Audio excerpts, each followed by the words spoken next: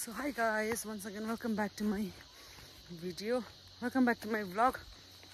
अनि अहिले पनि हतार छुट्टीको दिन हामी ड्राई पिकनिक गएको। आज पनि झोलाहरू बोकेर जाँदैछु। अनि एक टिम चाहिँ पर साथीलाई रिसिभ गर्नु गएको छ। अन्त म चाहिँ यहाँनिर छिटो रेडी भएर चाहिँ यहाँ बाटोमा निस्किनु पर्ने हुन्छ। अनि यहाँबाट मलाई पिकअप गर्नुहुन्छ अनि हामी जान्छौँ।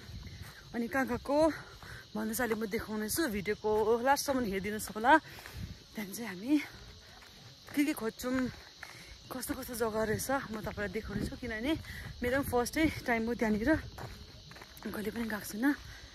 सो हेर्दै गर्नुहोस् होला। खर्च पनि गएको छैन, बिजी भएर के अहिले हेर्दै जानुहोस् न। एउटा आश्रम नानीको रहेछ दुईजना। एउटा हो कि कति छ दुईजना। अब हामी चाहिँ पिकनिकमा गएको। यस्तो छ दुःख चाहिँ खोजेकै हो। झोला बोकेर हिँडिया छ हो। म यति साह्रो बिजी छु होइन, म यहाँ छु यति साह्रो बिजी छु। सास फेर्नु पनि पाएको छुइनँ। झोला बोक्यो, अब खायो, कटुस खोज्यो, त्यहाँदेखि मोल यस्तो गर्दैछ ऊ हो। यस्तो होस् है। माथि अङ्कलहरूले चाहिँ कटुस हन्टिङ।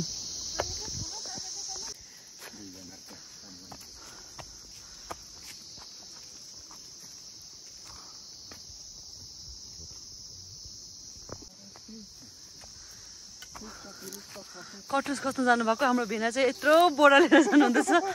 कति पाउनुहुन्छ? हामी चाहिँ अब यो भेनाको पछि भेनाले पाउनु भने अलिक दिनुहुन्छ कि भनेर चाहिँ आशामा छु म। भेनाले चाहिँ बोरा लिएर जानुहुँदैछ कटुस खोज्नु लागि। हाम्रो आजको गाइड पनि हुनुहुन्छ, उहाँले हामीलाई यस्तो देखाउनुहुन्छ जङ्गलहरू है।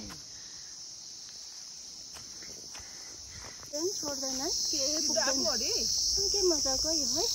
यो खान्ती होइन, हामीले सानोमा खान्ती त हरियो हुन्छ है। यस्तो नै छ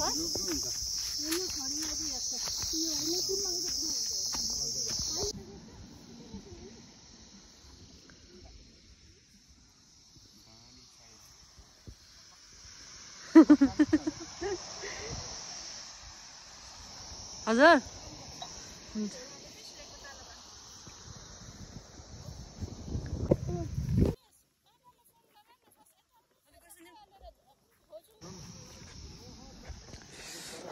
हुन्छ खोज्दै आउँछु भन्नुहुँदै थियो। गरिदिनु कसलाई खोज्नु हुँदैछ?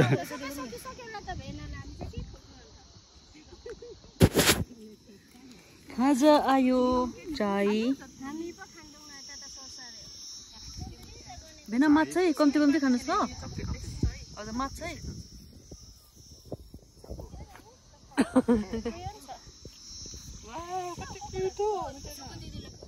माछा कम्ती खानु ल।